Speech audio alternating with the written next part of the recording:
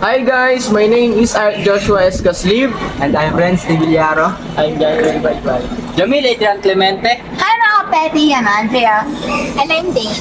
And you are watching Star Talks! So, andito tayo ngayon sa panibagong episode ng Star Talks kung saan ating tatalakayin kung bakit ka naging isang humanista!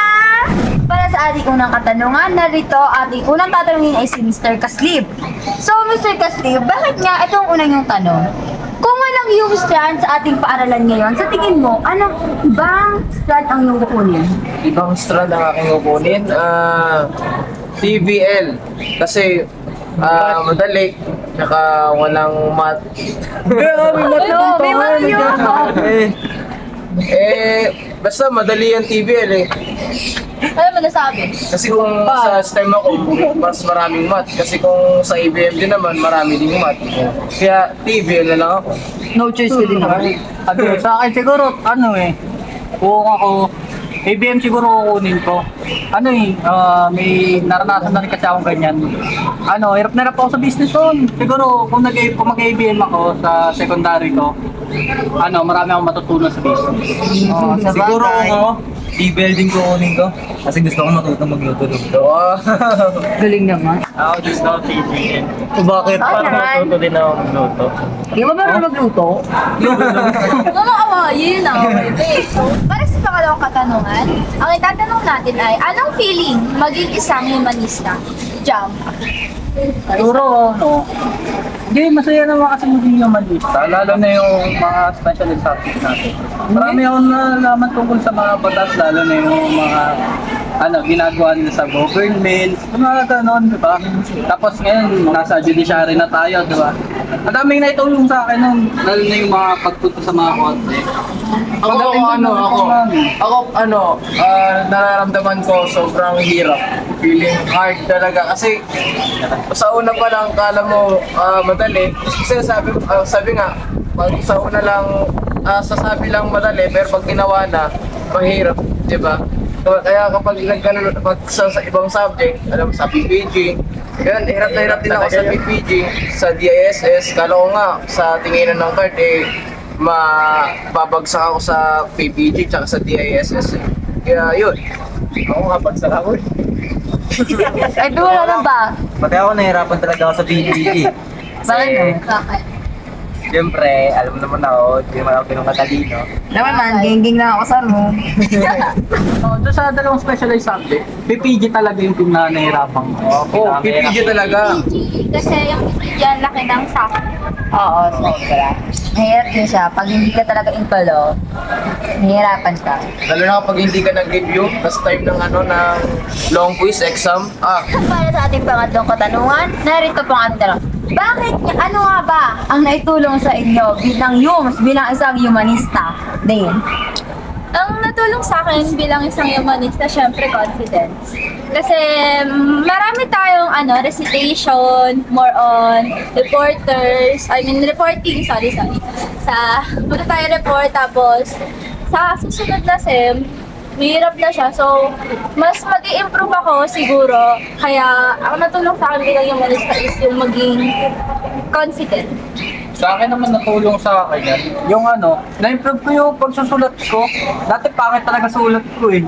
And then, hanggang ngayon din naman, kaso medyo gumaganda na siya, naiintindihan na yung mga nakakapya sa akin minsan eh. Oo, legit yun! Gaya ni Baybay. Sorry guys. Yung yung pagsasalita ko in English, yun, napapractice ko yun na maigi. Tapos, anong tawag doon?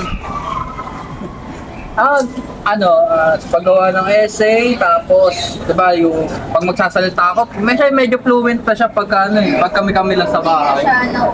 Oo, gano'n.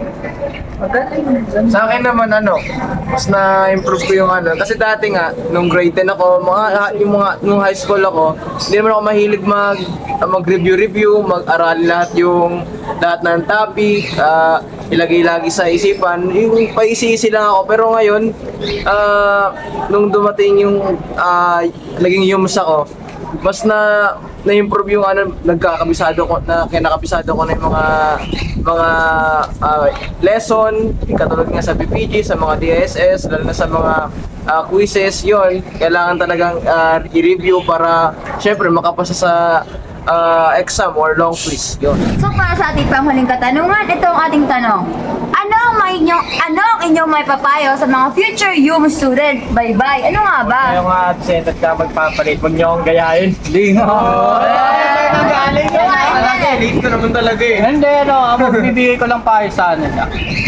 Unang-una, dapat di kayo mayayain.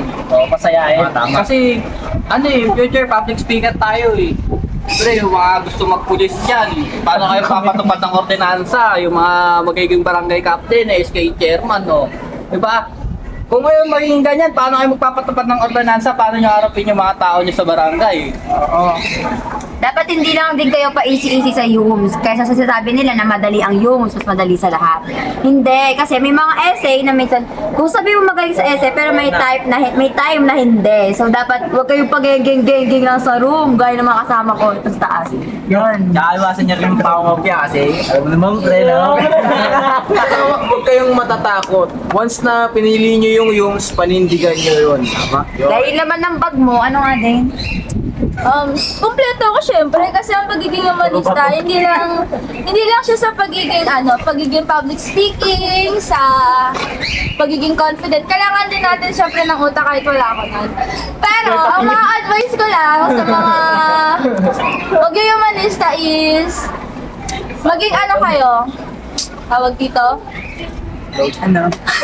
Mag-recite kayo na mag-recite kasi doon nagpo-focus yung mga teacher sa written and performance.